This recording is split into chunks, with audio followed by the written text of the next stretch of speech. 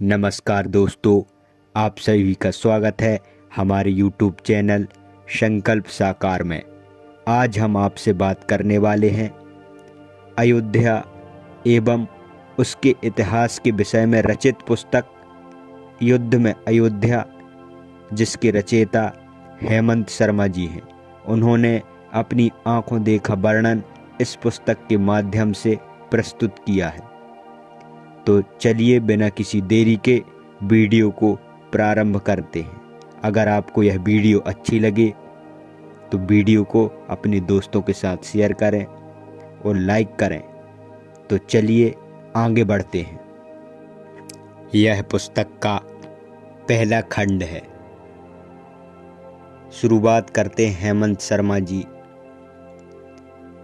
मैं विवादित इमारत से कोई 100 गज दूर खड़ा था, सन्न और आबाक। समझ नहीं आ रहा था कि मैं जो देख रहा हूँ वह हकीकत है या बुरा सपना। चारों तरफ बदला प्रतिशोध, प्रतिहिंसा का हुंकारा। सब कुछ अचानक हुआ। कार सेवक बाबरी ढांचे पर चढ़ चुके थे। पुलिस प्रशासन को काटो तो खून नहीं। बेबस और लाचार मैंने पुलिस बलों का ऐसा गांधीवादी चेहरा पहली बार देखा। 46 एकड़ का पूरा इलाका ध्वंस के जुनून में था। समूचा दृश्य दिल दहलाने वाला था।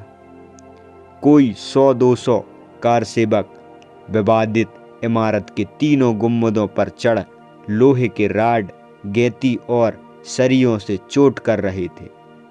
नीचे कोई 1 लाख कार सेवक ने पूरी इमारत को घेर रखा था। उस रोज मर्यादा पुरुषोत्तम के नाम पर हर कोई अमर्यादित था। एक एक कर तीनों गुंबद टूटे और उखड़ गई हिंदू समाज की विश्वसनीयता, वचनबद्धता और उत्तरदायित्व की जड़ें। एक तरफ ध्वंस के उन्माद में कार सेवक और दूसरी ओर हैरान सन्न आबाक विश्व हिंदू परिषद व बीजेपी नेता।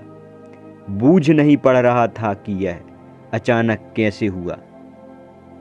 कहीं यह पहले से ही तो नियोजित नहीं था। ध्वंस की धूल और उसके गुबार ही हमारी गंगा जमुना तहजीब को ढक लिया था। 6 दिसंबर नफरत और धार्मिक हिंसा के इतिहास से जुड़ गया। मेरे सामने सिर्फ 450 साल पुराना बाबरी ढांचा नहीं टूट रहा था, बल्कि विधायिका, न्यायपालिका और कार्यपालिका की मर्यादा भी टूट रही थी। 6 दिसंबर को गीता जयंती थी। द्वापर में इसी रोज महाभारत हुआ था। एक नया महाभारत मेरे सामने घट रहा था। विश्व हिंदू परिषद का ऐलान था, प्रतीकात्मक कार सेवा का, लेकिन वहां माहौल चीख चीख कर कह रहा था कि कार सेवा के लिए रोज बदले बयान, झूठे हलफनामे, कपट संधि करती सरकारों के लिए भले ही यह अस्माकत हो, लेकिन कार सेवक तो इसी तारीख आए थे। कार सेवकों को वही करने के लिए बुलाया गया जो उन्होंने किया। ढांचे पर विजय पाने और गुलामी के प्रतीक को मिटाने के लिए ही तो वो लाए गए थे। 200 से 2000 किलोमीटर दूर से जिन कार सेवकों को इस नारे के साथ लाया गया था कि एक धक्का दो, बाबरी मस्जिद तोड़ दो, उन्हें आखिर यही तो करना था। वे कोई भजन कीर्तन करने नहीं आए थे। उन्हें बंद कमरे में यह समझाया गया, राजनीति से भला क्या लेना। 2.5 लाख कार सेवक अयोध्या में जमा थे। नफरत, उन्माद और जुनून से लैस।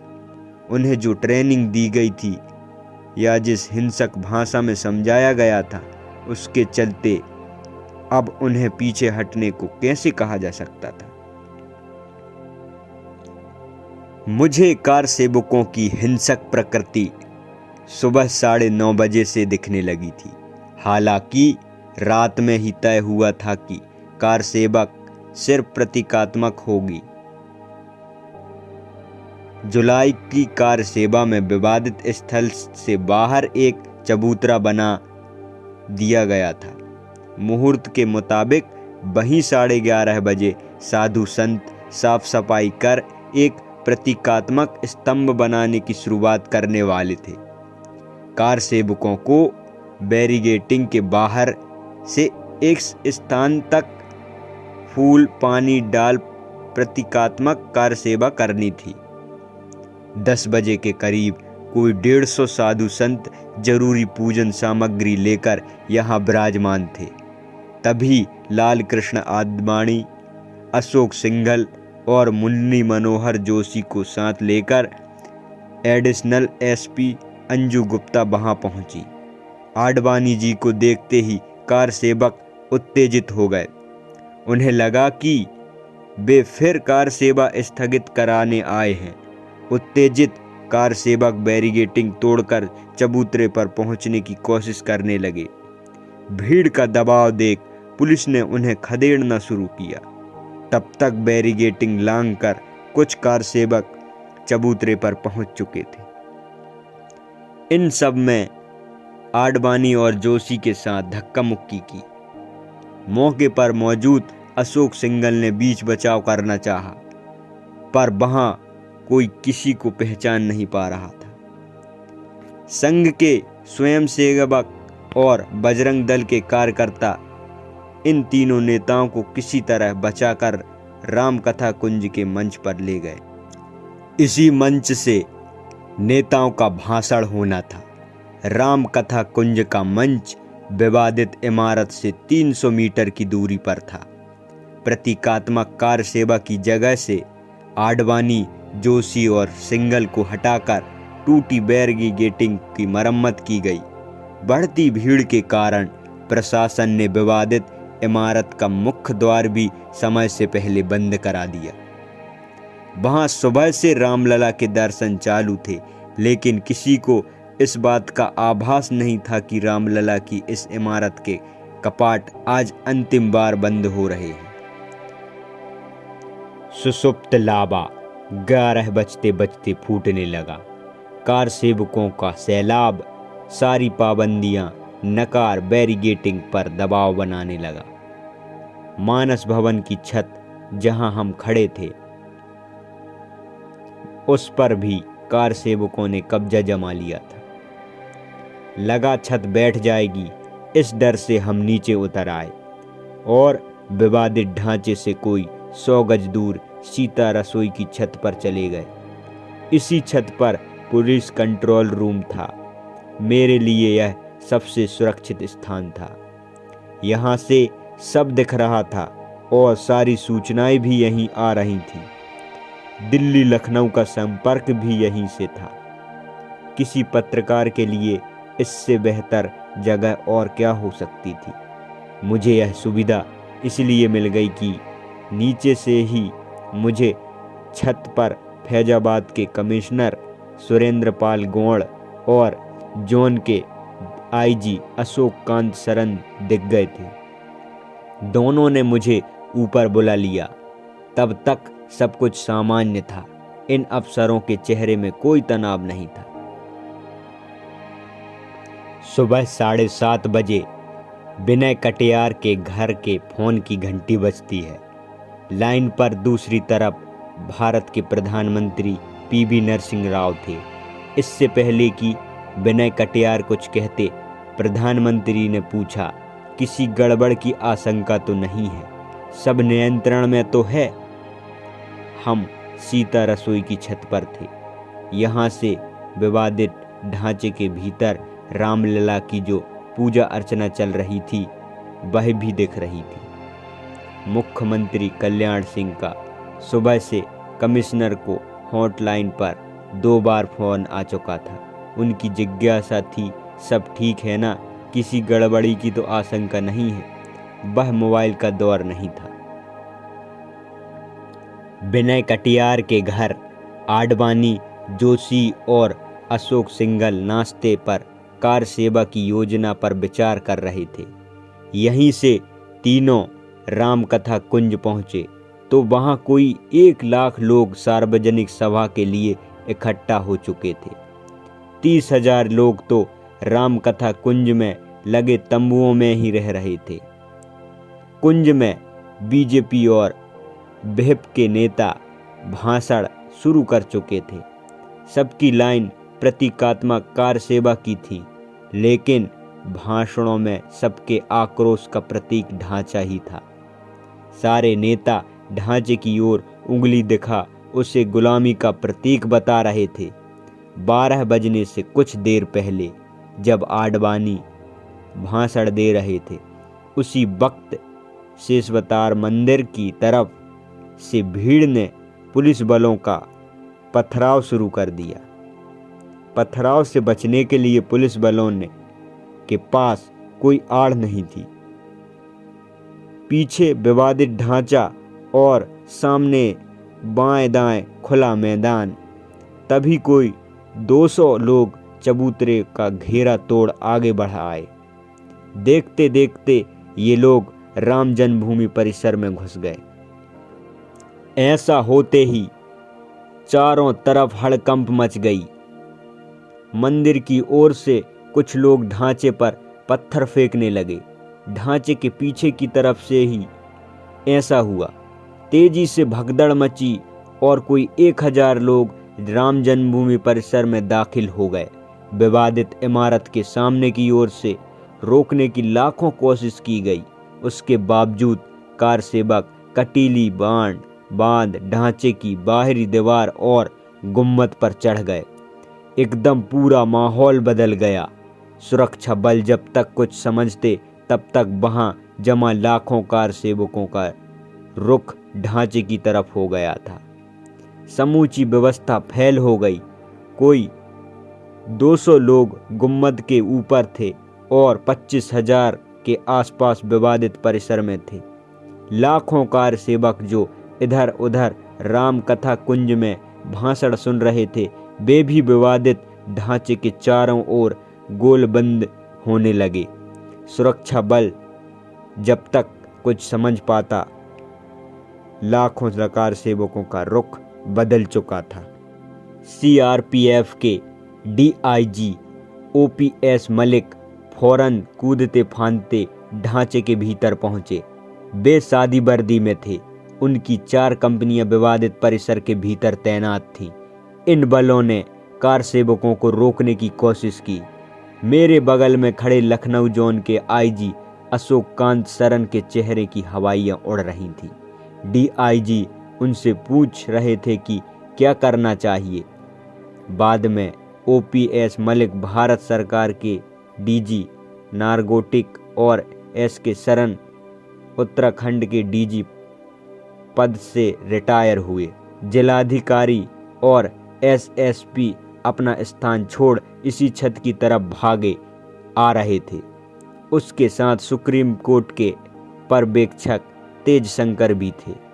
उधर राम कथा कुंज से लाल कृष्ण आडवाणी की कार सेवकों से लौट आने की अपील लगातार प्रसारित हो रही थी।